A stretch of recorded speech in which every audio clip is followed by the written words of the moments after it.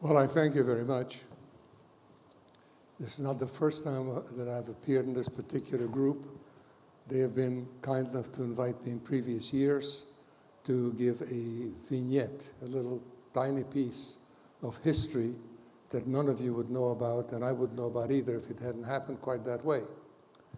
Let me give you a particular example, a particular piece of my history, which I remember really but did not understand. The moderator said that I was born in Riga. If any of you know where that is, it's in Latvia.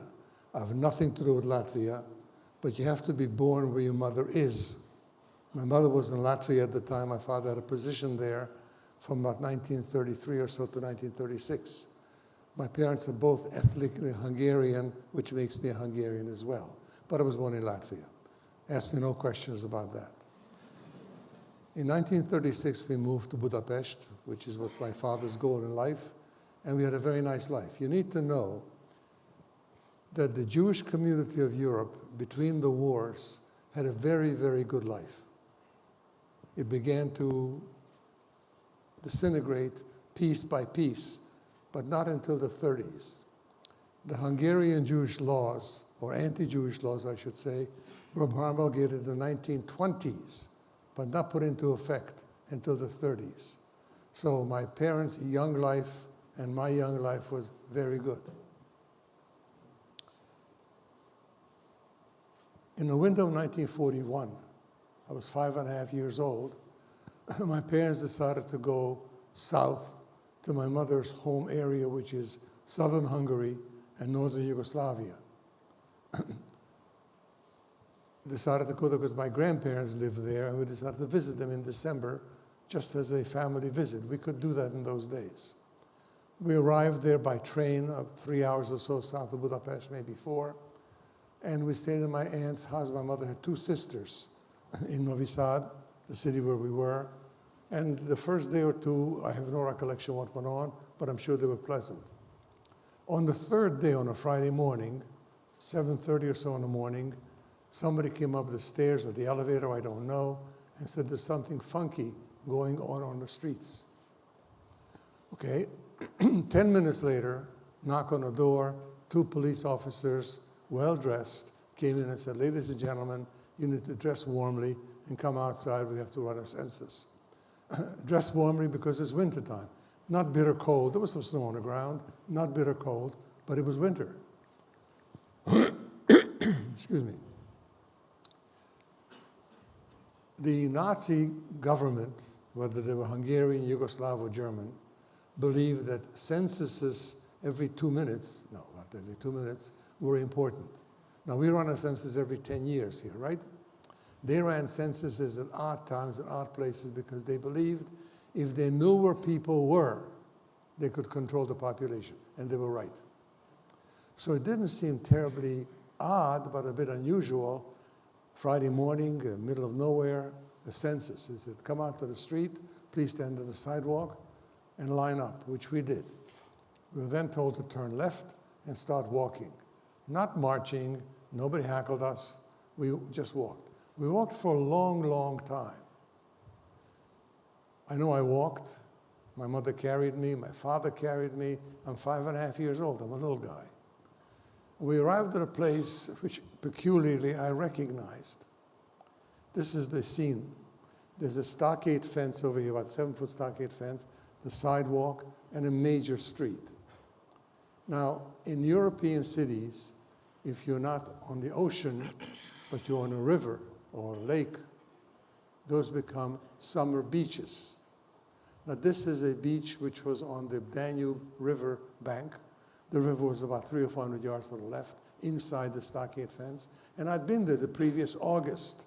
And I must have remembered the 2 or 3 months before when I was there playing in the sand, the restaurants and the hot pools and cold pools and wave pools and all kinds of entertainment possibility. And I remember that.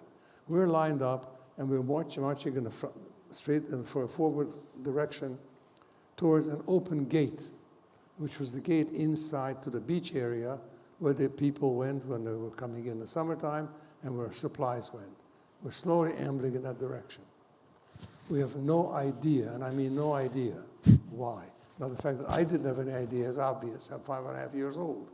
But the adults didn't either. We noticed that people went down to this particular gate, turned left, and were not seen again. As we were marching down, there's a police officer standing on the right, so he says to my father, "Mister, what are you doing here?"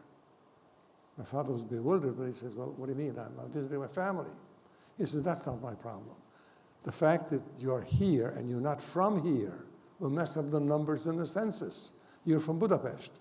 My father said, "That's correct." He says, "How do you know that?" To the officer. He says, "Well, I'm a foot patrolman in the neighborhood where you live. I've seen you many, many times walking here, walking there, and I recognized you. Step aside." As a matter of coincidence, as we stepped aside, a staff car with a uniformed officer comes down the road, gets out, gets on the bullhorn and says, "Ladies and gentlemen, the requirements of the census have been met. Go home. You want to stop by the school a block away from here, there's hot coffee and chocolate, you're welcome to have some." That was not our intent. We took the first available taxi we could find back to the house, to Ann's house. As the phone calls began to come in, we still had no idea what just took place. Let me tell you what took place. You may be familiar with not an organization so much as a kind of an informal organization called the Partisans. These were people who organized into various groups in many countries, including Yugoslavia and southern Hungary, to harass the German machine, explode a truck, derail a train, do something of that nature.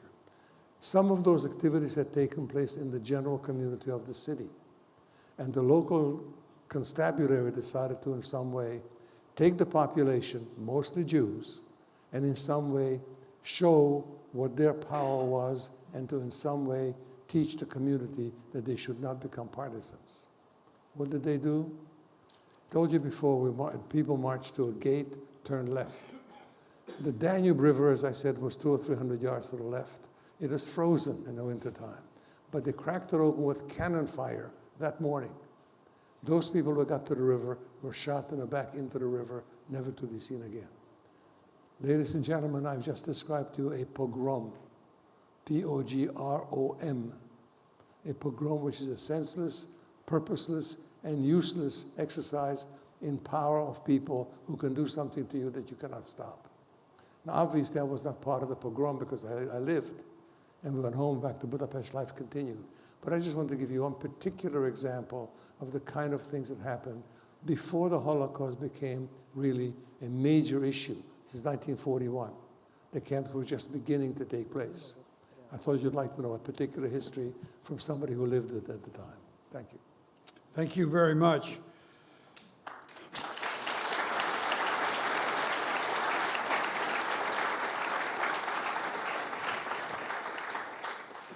Tibor, the story of you and your family locating and hiding in a cave for such a long period is just hard for, I think, for almost all of us to grasp. Can you tell us what your memories are of that time, how you found this cave, and then the conditions under which you had to survive for that period of time? My story is a little bit different because we have never been in any concentration camp or this camp, and the evidence is that you see me alive. I was 15 when the war was over, that's why I'm only 95 now. But when I was, it took about 7 years in Germany to implement all those anti-Jewish laws and to prepare the population to events which followed, which means that mass murder of civilians. I was 10 years old when I was kicked out of school. I returned at 15. At 12, deportation started. Auschwitz was only from the location where we lived, only about 1 hour by train, 30 to 50 miles, depending on the location, which means that we we are lucky that somebody escaped from there. We helped them get out of prison, and they told us what was going on there. For 3 days, they had to explain and swear that they are not kidding and they are not exaggerating. They explained how people were emptying the train, were asked to be disinfected, to undress, to get into a shower room, and poisonous gas killed them, and prisoners burned their bodies. They call it process. They could process 10,000 people a day, which was roughly the average. Nazis for about a year and a half were murdering Jews. They killed also non-Jews. They killed about 11 million civilians this way, and about 6 million of them were Jewish. We lived very close to Auschwitz, where my father was employed, my mother was a teacher, my father was a chazan, a cantor of a Jewish community. And we were trying to share the knowledge with other people. Nobody would believe us that in a 20th century something of that terrible process, technology, would be used to murder people like on a conveyor belt, like a factory style. When we found out what was going on in Auschwitz and what would happen to us if we entered the cattle cars, which were regularly going through our small town and emptying our town of Jews, and not only Jews, also gypsies, political opponents, and all kinds of people who didn't like Nazi Germany, and they retaliated by killing them. Which means that in 1942, we avoided being pushed into the cattle cars. We were hiding all kinds of things which would be too long to explain. And we survived 1942. It helped that my father was a clergyman who was in charge of burying dead Jewish people. And they kept him as the last one, but they never kept the promise, and they tried for that year a lot of times to deport us, but we figured it out somehow and avoided it. The rest of our relatives who lived about 6-7 hours by train, they were deported and never seen them again. In 1944, German army retreating from Soviet Union and Poland reached borders of Slovakia, which was a republic, a fascist republic. They didn't need German help, they did it themselves. In 1944, German army took over Slovakia, and we knew that there would be no way to escape from them, from Gestapo, SS units, and German army. We ran into the forest, as you said, found a place. My brother was a genius. He designed the shelter, how to dig it out, how to breathe, how to get to water, how to remove any traces of our existence, how not to say a word. And we believed that the army, which was about 100 miles away in Poland and Ukraine, would reach in a few weeks our area. And it was August, September. And it looked like we would be able to live out of what we find in forests, food, and somehow survive. However, it took another 7 months, about 200 days and nights. German army, naturally, German Gestapo, which means secret police, had a list of people who were missing from being deported.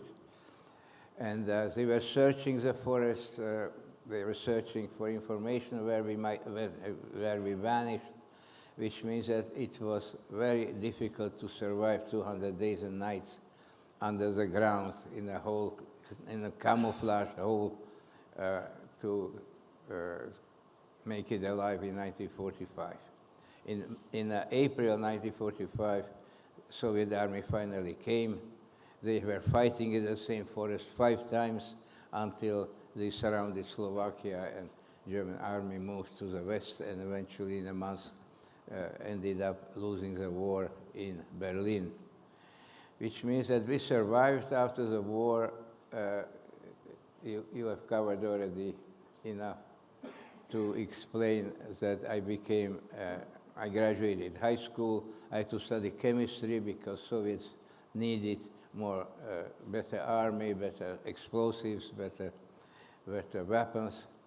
And then I had a PhD in industry. I specialized in glass, which was my profession. 20 years later, came a little bit liberal movement in Slovakia, in Czechoslovakia at the time. And that liberal movement created invasion of 500,000 Soviet soldiers who came to teach communists in Czechoslovakia that communism with a human face is not really acceptable.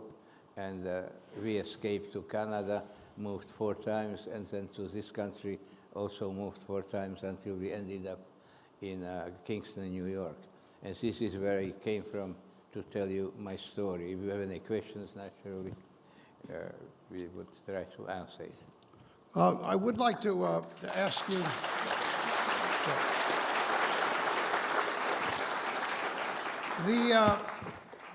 that's 200 days. How many people were gathered in that? What was the number of your, how many of your family were in that cave? We were a family of 5, my parents and 3 siblings. And then our grandfather joined us, which means that we were 6 of us, in a very small space where we couldn't even lie down. We had to be like a half sitting, half leaning against each other, believing that in a few weeks we would be liberated and Wow. we would somehow could take that discomfort. But it took really an incredible burden, because in November snow covered the area. There were 2 to 3 feet of snow. That's why those patrols, armed patrols trying to find and kill us, couldn't find us, because even the horses couldn't, those very deep slopes and slippery, icy slopes, couldn't just walk anywhere they wanted to. Dogs were unavailable in such a deep snow. We had very little food, practically only berries which were sticking out of the deep snow. And the winter, that's why Germans lost the war. This was a high contribution for losing the war. It was the coldest winter of the century, the deepest frost, which means that we were not allowed, or we did not speak to each other, because somebody might have walked by, heard human voices somewhere from the ground, tell somebody, and this would be our last day or 2, which means that they would have found us. Wow. To describe what had been through mentally in my head, because I could only describe myself, borders some esoteric psychic discoveries, because I started hearing voices. They were suggesting this and that. Every advice I was getting was right. How to survive, how to change my character, how to handle critical, drastic situations, how not to get mentally ill, how to remain sane, how to remain physically strong.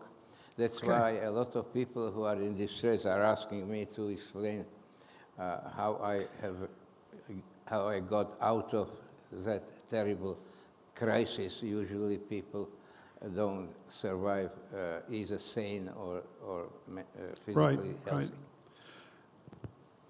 Naomi, you were only 22 months old when the war ended, but your family endured tremendous hardships and I'm sure that they told you a lot of their stories.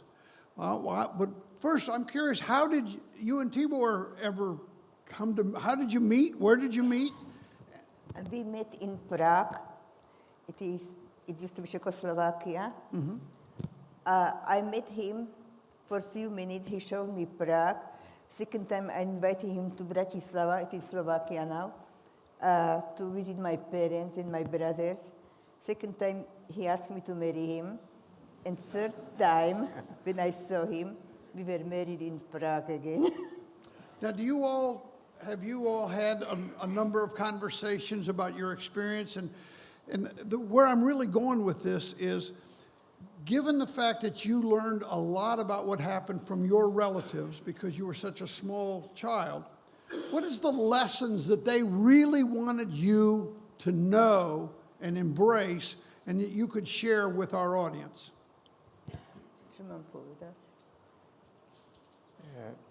Can you repeat that? Sure. Given that you learned a lot from your relatives, there were some lessons, some instructions, some guidance that they would give you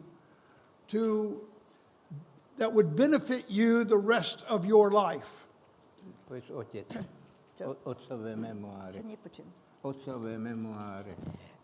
What I know, my parents didn't tell us anything. I had no idea that I'm a survivor. Right. But my father wrote memoirs, and in his memoirs he wrote everything what really happened to us. And he was writing that I was 15 months old. I had a brother who was 1 month old, and another brother who was 3 years old. And we lived in Bratislava, and he had to take us to safety.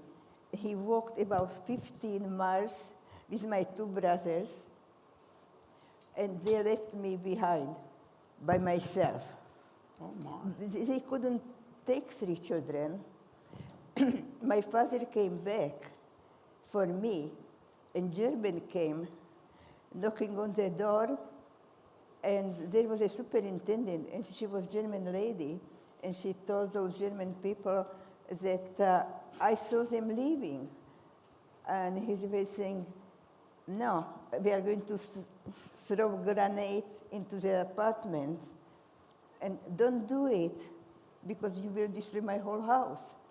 I mean, they left my father put a pillow on my face that I wouldn't cry. I was 1 year old. And after next day, they left another 15 kilometers with me to safety, maybe. And my father pretended that he's working. Those people where we were hiding, it was only 1 room, the old man, my parents, and 3 small children. Wow. And my father pretended that he's working. He went every day to that forest, stayed there for 8 hours, came back. And one day they told that old man asked my father, give me your papers. And my father went to police station. He had no choice. We would be killed anyway. And as a police chief, he was anti-fascist. This was luck. And he gave my father papers, and we were hiding there for 7 months, like he in the mountains, and we. And when war ended, we came back to Bratislava on a donkey. 3 children. My father couldn't carry us. And, Wow. and like this war ended. Manny, Sir. have you been back to that area of your childhood and visited? And if so, have you run into some folks that shared some of your experiences? And what do they have to say about that? Yes, I have been back both to Novi Sad, but this pogrom took place just to visit. I've been back to Budapest several times. I've not met anybody there that was part of the original business, but I've met some people since in other places. Actually, kids that I was with in Bergen-Belsen, for example, I had no recollection of their being there, but I met them since the last 15 or 20 years, and I've had some correspondence. Unfortunately, some of them have not passed. One of my friends, not friends, I don't remember him from Bergen-Belsen, but I met him afterwards, and he has written a major book about the experience. This was a young man who was born in Romania, grew up in Hungary, was educated in Switzerland, and became a German professor in England. Gee You whiz. follow that? That's the kind of lives that people had. Unfortunately, he died 3 or 4 years ago. I'm in touch with his widow. So I've had some contact with people, but I have no recollection of those people being there at the time. Well, in the last few years, and sadly, we've seen a rise in this country of anti-Semitism. It breaks our hearts. So I'm curious as to how you have dealt with that. What are your observations, and what lessons can you give us from your experience in dealing with this new challenge? Unfortunately, it's not a new challenge. Right. It's an age-old challenge. Where are we going? Well, how are we going to get there? I don't know. I wish I knew, but I don't know. However, I can say this. With all due respect to everybody here, and I don't mean to insult anyone, but I need to say that essentially we are illiterate. If I were to ask everybody in this room, what is the source of anti-Semitism and when, I'm willing to bet dollars to donuts that the answer would be, I don't know. Yeah. So what I'm saying to you is that the thing that Yeah. we need to do, and what I try to do by appearing at places like this and working at the Holocaust Museum and other places, is to attempt to convey to people that education is very important. Right. History is very important, and we don't know it. If we learned it, we might do better. We've all heard the phrase that was quoted from Santillana in Spain when he said, those that do not study history are doomed to repeat it. So it is important, education, but I'm curious as to if you have a personal message, Tibor, do you have a personal message that we can benefit from? Your experience, the experience of your family, your memory, and now today, help us out here. We definitely need some guidance. We need a light to follow. I was exposed to hatred based on religion or ethnicity, geography, and so on all my life. Since the very beginning, when I was 4 years old when Hitler took over Nazi Germany in 1933 as a chancellor. Amen. And anti-Semitism became a state, country's philosophy, ideology, and suggestion to our state. About anti-Semitism, I came to this conclusion. Imagine a class where it's an outstanding student who is always right, who is learning very quickly, always has the answers and so on. Instead of those other children who are less talented, instead of them learning from that person, learning from that boy or girl, learning how he reads, how he remembers, how he or she perceives knowledge or memorizes it. They hate his guts. And I believe that this is a source of anti-Semitism. It is like a mixture of jealousy, envy, and so on. It's 1 Jew to 500 non-Jews on this planet. There are 16 million Jews on this planet, and 8,000 million people live here. And still, that 0.2% of humanity is persecuted if you open any radio, television shows, and so on, this little tiny invisible group, practically, how much is 1 in 500, you know, it's so totally minuscule, are accused of all kinds of crimes against humanity and so on. Which means that I believe that anti-Semitism is a mental illness. It is instead of, if a person makes a mistake, instead of correcting that mistake, is going to blame somebody else for the mistake. And it is certainly unproductive and certainly borders of some kind of a mental inappropriate. I'm going to skip over to Manny as we're starting to run out of time. Very, very quickly, you mentioned something a minute ago, which is something that's important to remember. Ask yourselves, how many of you have ever heard of the quote that was given by a moderator that was written by George Santayana in California, an Italian philosopher, when he said, those of us who do not remember our history may have to learn to relive it. I don't think we're going to relive the history, but the fact that we don't know it is important. I would ask yourself how many of you even have ever heard of that statement, and if you've heard the statement, how many of you heard of George Santayana? Thank you. And then that statement is credited to lots of different people because it's so important of a statement. It sets a great message that a lot of people have used it. Churchill and Of course. Eisenhower. They quote him. Yeah, quoted frequently. Now, Amy, before we go to questions, we're going to get a couple of questions from the audience. Is there a message that you would like to give our audience?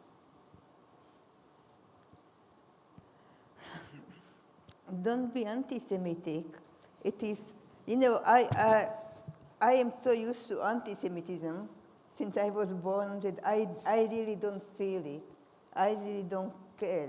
And if somebody tells me you are dirty Jew or something, I just hit him. I'm so used to hit people that...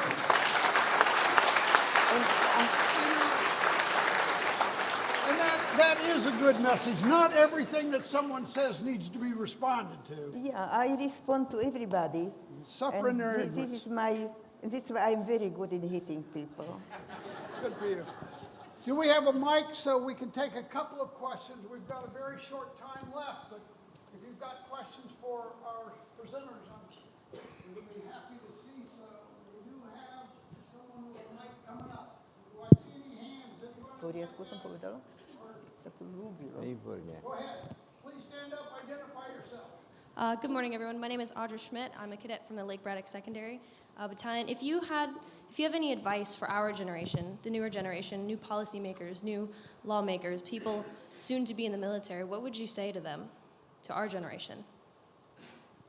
Did you understand the question? Unfortunately, I'm an old man and my hearing is not. I can come up. Sure. Ask you to repeat the question. If you have any advice for our generation, new policymakers, and people who are soon to come into positions of power that affect others, what would you say to us? Do you have any advice for this audience? What would you say to these young people that are at the beginning of their lives in leadership? What advice would you give them? In one sentence, don't cry over the spilled milk, bring a cat.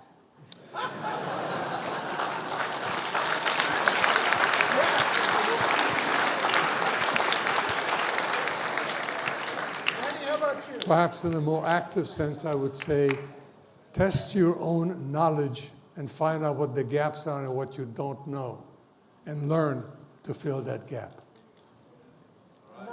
Naomi, do you have any advice you'd like to leave with these people? Just be educated and learn what is really anti-Semitism. Because otherwise, if you don't know what you are talking about, it's good for nothing. We have one more question. In the back. Let me come back so I can hear you.